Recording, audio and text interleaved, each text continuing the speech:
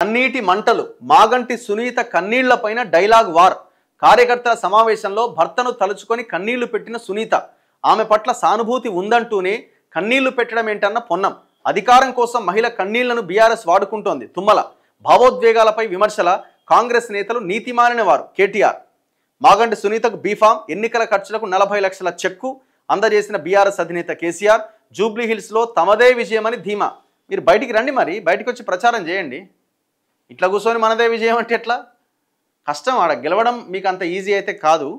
ఒకవేళ కాంగ్రెస్ తప్పుల మీద తప్పులు చేస్తే ఏమైనా చెప్పలేం, కానీ అదర్వైజ్ వాళ్ళు జనరల్గా వాళ్ళు ప్రచారం చేసుకుంటూ వెళ్ళినా మీరు గెలవడం అయితే చాలా కష్టం.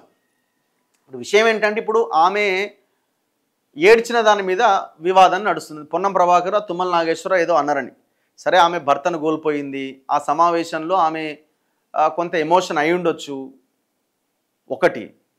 దాన్ని ఎందుకు ఆమె ఏడిచింది, ఏడవడం తప్పు అనడం కూడా తప్పే. దాంట్లో ఏం సెకండ్ ఇదేం లేదు. సరే, ఆమె భర్త గుర్తొచ్చిండొచ్చు, ఇంకోటి ఉండొచ్చు. కానీ మనం ఆలోచించాల్సింది ఏంటంటే, అసలు ఈ సెంటిమెంట్ ఆధారంగా ఎలక్షన్ జరగడం ఏంది? ఇప్పుడు మీరు బీఆర్ఎస్ కూడా ఇదే అంశాన్ని వాడుకునే కదా మీరు ఎలక్షన్లకు పోతున్నది, అవునా కాదా? ఇప్పుడు ఆయన చనిపోయింది, ఈమె కోటేయండి అని అడుగుతున్నారు కదా మీరు కూడా ఓటు. ఇది కూడా తప్పే కదా. ఇది ఎంతోమంది, దాదాపు అక్కడ ఉన్న 4 లక్షల మంది ఓటర్లకు సంబంధించిన, వాళ్ళ సంక్షేమానికి సంబంధించిన, వాళ్ళ భవిష్యత్తుకు సంబంధించిన విషయం ఇది. వాళ్ళ నాయకుని ఎన్నుకునే విషయం. ఇక్కడ ఒక కుటుంబానికి సంబంధించిన సెంటిమెంటు, సానుభూతి అన్నది ఇక్కడ 0.1% కూడా ఎలక్షన్ ఎజెండా కాకూడదు.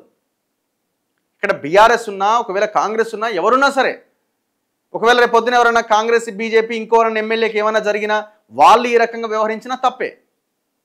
ఇక్కడ 2 అంశాలు ఉన్నాయి. పొన్నం ప్రభాకర్, తుమ్మల నాగేశ్వరరావు ఒకవేళ ఆమె ఏడుస్తున్న వ్యవహారాన్ని తప్పుబట్టడము తప్పే. అదే రకంగా మీరు దాన్ని సానుభూతి కోసం అసలు ఎమ్మెల్యే చనిపోవడము, ఆ అంశాన్ని ప్రధాన ఎజెండాగా పెట్టి ఎలక్షన్లకు పోవడం కూడా తప్పే. సో ప్రజలేం ఆలోచించాలా? మన జూబ్లీహిల్స్ నియోజకవర్గం ఎట్లున్నది, మనకేం అందుతున్నది, ప్రభుత్వం ఎట్లా పనిచేస్తున్నది, ఈ ఎలక్షన్లో ఎవరిని ఓడగొడితే, ఎవరిని గెలిపిస్తే మనకి జరిగేది ఏంది, మనం ఎంత స్వచ్ఛంగా పైసలు తీసుకోకుండా, ఇట్లాంటి భావోద్వేగాలకు లొంగకుండా ఎంతవరకు మన ఓటే, ఇది ఆలోచించి మంచి వ్యక్తిని ఎన్నుకునే ప్రయత్నం చేయాలి. ఇది కూడా ఒక రాజకీయ పరమే. వీళ్ళది రాజకీయం, వాళ్ళది రాజకీయమే, ఏముండదు అక్కడ.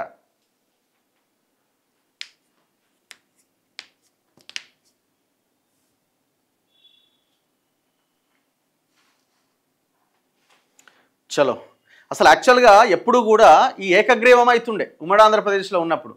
ఈ సాంప్రదాయం కేసీఆర్ స్టార్ట్ చేసిండు. అసలు ఏకగ్రీవం అవడం కూడా కరెక్ట్ కాదు ఒక రకంగా చెప్పాలంటే. కానీ ఆ సాంప్రదాయానికి తిలోదకాలు ఇచ్చింది కూడా మరి కేసీఆర్. ఎందుకంటే మీరు సెంటిమెంట్ గురించి మాట్లాడుతున్నారు కాబట్టి, ఆనాడు పాలేరు నియోజకవర్గం అనుకుంటా, రామరెడ్డి దామోదర్ రెడ్డి బ్రదరు వెంకటరెడ్డి చనిపోయినప్పుడు వాళ్ళ భార్యను ఏకగ్రీవం చేయాలని ఆలోచన వచ్చినప్పుడు మీరేం చేశారు? అభ్యర్థిని పెట్టారు కదా. అప్పుడు తుమ్మల నాగేశ్వరరావు అప్పుడు బీఆర్ఎస్లో ఉండే. మరి అంత సెంటిమెంటు, అంత భావోద్వేగం, అంత ఎమోషన్ గుర్తొచ్చిన మరి ఆనాడు ఎందుకు అభ్యర్థిని పెట్టారు? మీరు స్టార్ట్ చేసిన ఆనవాయితీ సాంప్రదాయమే కదా ఇది.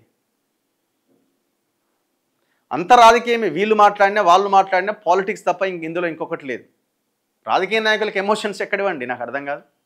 వీళ్ళకి ఎమోషన్స్ ఉన్నాయా?